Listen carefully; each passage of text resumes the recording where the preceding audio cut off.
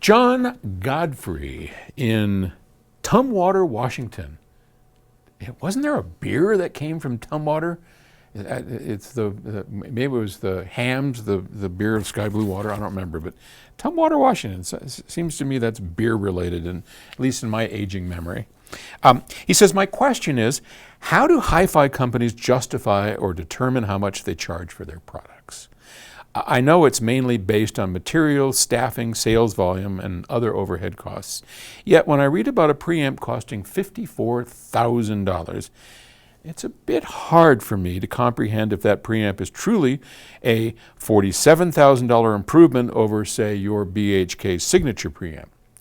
I think I'd just be as happy with the BHK than with the $54,000, yet I guess there's a market for such hi-fi components costing 5 to 6 figures.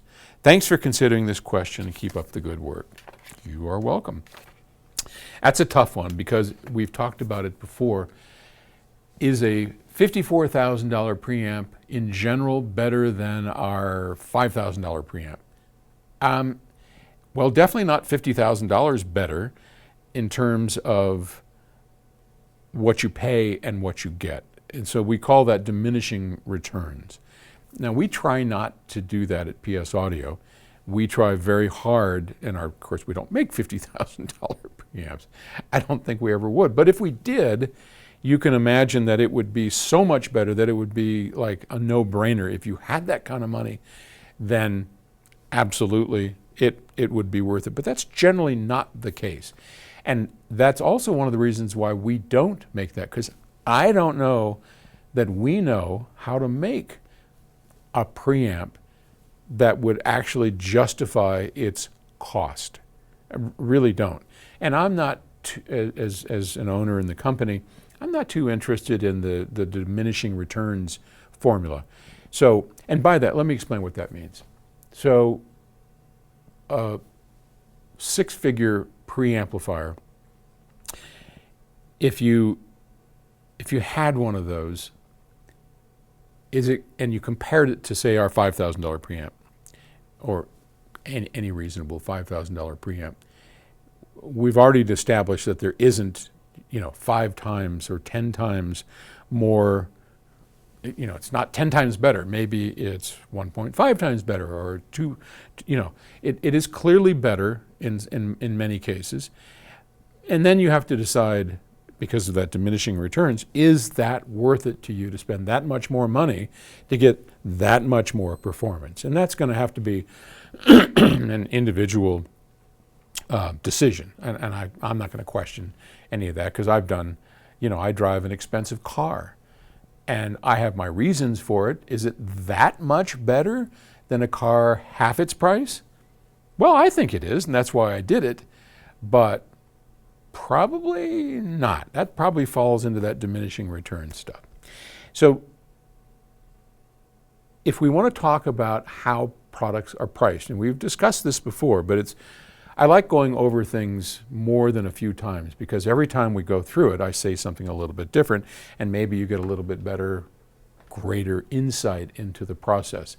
So if we were making a product that was a one-off product, yeah, we'd have to charge an awful lot for that because somehow you gotta, if you're going to roll the dice with a product, you got to make sure that you're going to get at least your money back on it. And hopefully you can make a profit because profits are what allow us to have the money to grow. And that's true for just about any company. If we were just a break-even company, we would have because we're a cash-driven company. We don't have giant bags of gold hanging out in the backyard that we just uncover, and that's what we use to grow. So we have to use profits to grow. Now, some companies borrow great sums of money, and they roll the dice, and they try and grow. We don't do that. We're a pretty fiscally conservative company. So for us, we have to say, okay, if we're going to make a product, let's say it's going to use one of these big transformers. Let's say we're going to take this transformer, we're going to put a box around it, and we're going to make a power amp or whatever we're going to do with it, right?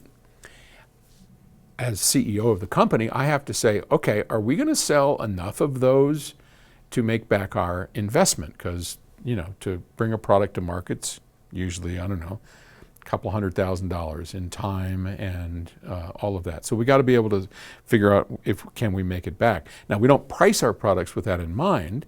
As I've said before, we price our products based on the bills of material. So there's a multiplier times whatever it costs us to build it. We multiply it by that multiplier, and that's the price.